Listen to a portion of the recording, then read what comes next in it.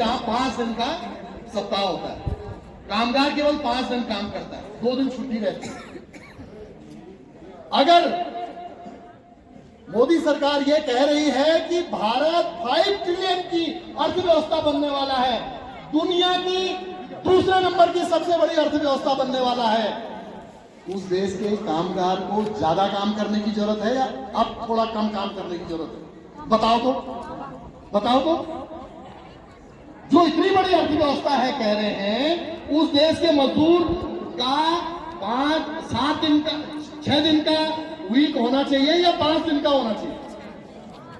काम के हावर कम होने चाहिए ना जब संपन्नता बढ़ गई तो। अब आप ताजुब करेंगे, काम के घंटे 12 कर दिए। जो 8 घंटे के काम का अधिकार मजदूरों ने पूरी दुनिया में 1886 में जो शिकागो शहर के अंदर मजदूरों ने 19 घंटे काम करने के खिलाफ जो नारा बुलंद किया, 8 घंटे काम, 8 घंटे आराम, 8 घंटे मनोरंजन, वो नारा दुनिया के श्रमिकों का नारा बना। इसीलिए दुनिया का जो मजदूर है, हर देश का मजदूर, वो नारा लगाता है, दुनिया के मेहनत कशो एक हो। ये नारा इसीलिए लगाता है और दुनिया की सरकारों को झुकना पड़ा। 8 घंटे का हमारा कार्य दिवस करना पड़ा, लेकिन हमारी मोदी सरकार ने पूंजीपतियों के आगे साष्टांग हो गए।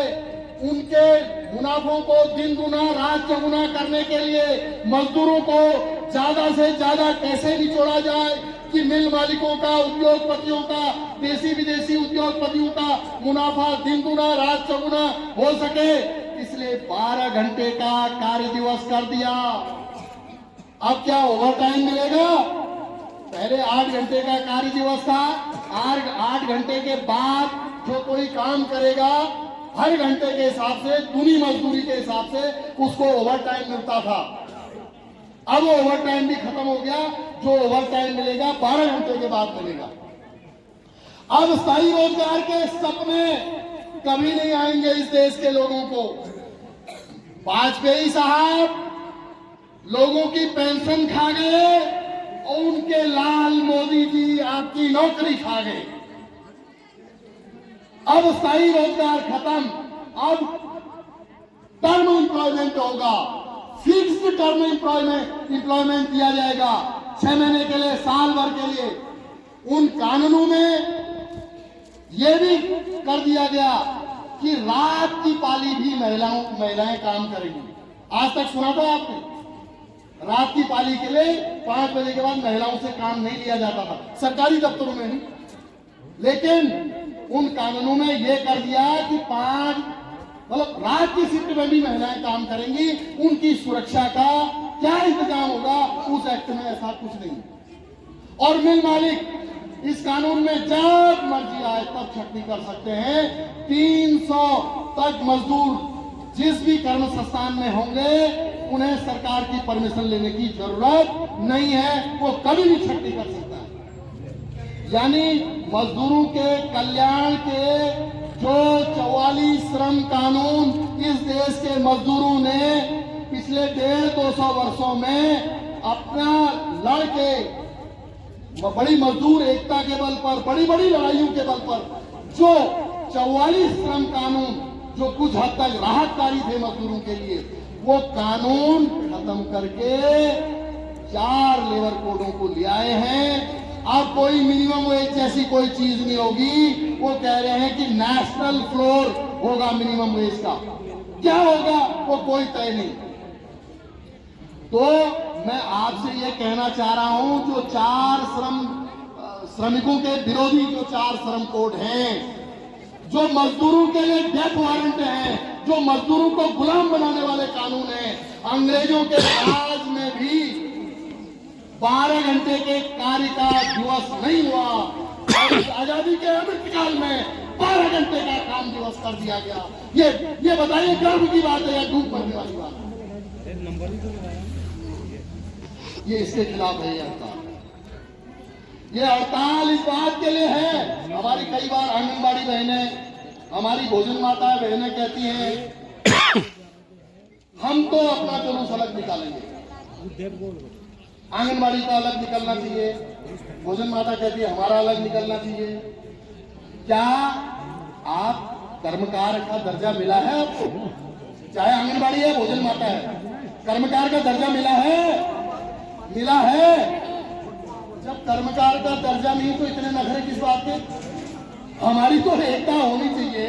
मांगे अपनी अपनी है, लेकिन एकताबद्ध तरीके से लोग लड़ेंगे तभी इन सरकारों के कुनीतियों का, मजदूर विरोधी नीतियों का मुकाबला हो सकता है। हम सीटों के लोग कह रहे हैं कि आंगनबाड़ी, आशा, भोजन माता, ग्राम प्रहरी, दाई, जितने भी श्रमिक हैं उन्हें कर्मकार का दर्जा दिया जाए। तभी तो ग्रेजुएटी एक्ट लागू होगा, तभी तो मिनिमम वेज एक्ट लागू होगा, तभी तो ईएसआई का कानून लागू होगा, तभी तो सामाजिक सुरक्षा का कानून लागू होगा, तभी तो बोनस भुगतान अधिनियम लागू होगा। जो मजदूरों के लिए जो कुछ राहतकारी कानून थे वो तब लागू होंगे जब आप कर्मकार की श्रेणी में आएंगे। आप मानदेय वाले हैं, चाहे आंगनबाड़ी है, भोजन माता है, आशा है। आशाओं को तो मानदेय नहीं है, उन्हें तो उस हिसाब से मिलता है।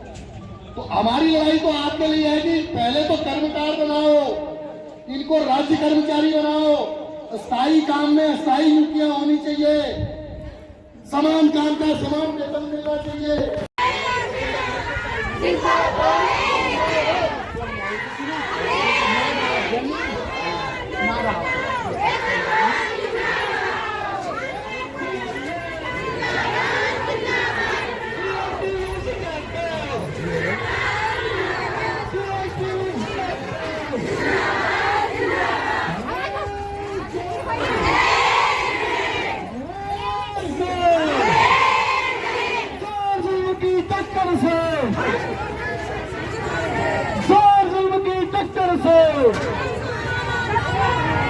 अखिल भारतीय मजदूर संघ जिंदाबाद,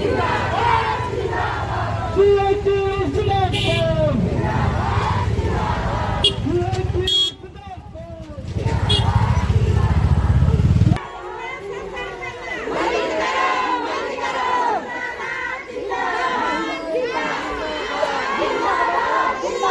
मोदी सरकार होश में, मोदी सरकार होश में,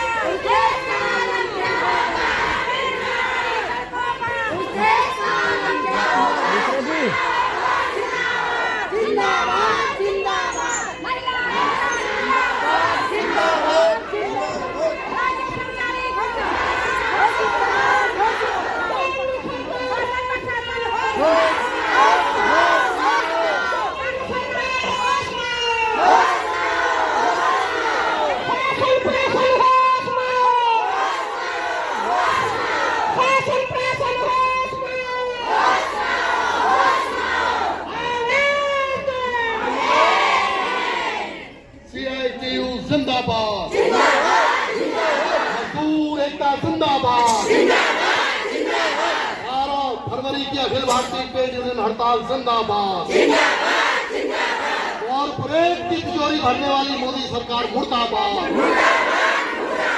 क्लिंटन के आगे घुटने टेकने वाली ये मोदी सरकार मुर्दाबाद, मजदूर का खून चूसने वाली ये मोदी सरकार मुर्दाबाद, भोजन माता के बजट में कटौती करने वाली मोदी सरकार मुर्दाबाद, शेर डकैतों बलात्कारियों को संरक्षण देने वाली डबल इंजन की सरकार मुर्दाबाद, इंकलाब जिंदाबाद, चारों श्रम कोड वापस लो, मजदूर विरोधी चारों श्रम कोड वापस लो, मजदूर विरोधी चारों श्रम कोड वापस लो, बिजली बिल 2025 वापस लो, बेचना मंजूर नहीं, स्मार्ट मीटर नहीं चलेंगे, कॉर्पोरेट की तिजोरी भरने वाले स्मार्ट मीटर नहीं चलेंगे, बिजली को इस देश के पूंजीपतियों को बेचना नहीं चलेगा, किसान विरोधी बीज अधिनियम वापस लो, किसान विरोधी बीज बिल वापस लो, इंडो अमेरिका व्यापार डील रद्द करो, मनरेगा कानून बहाल करो,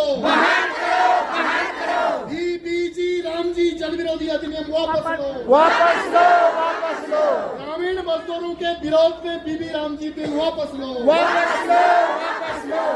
लोग सब अपने अपने जगह पर बैठिए।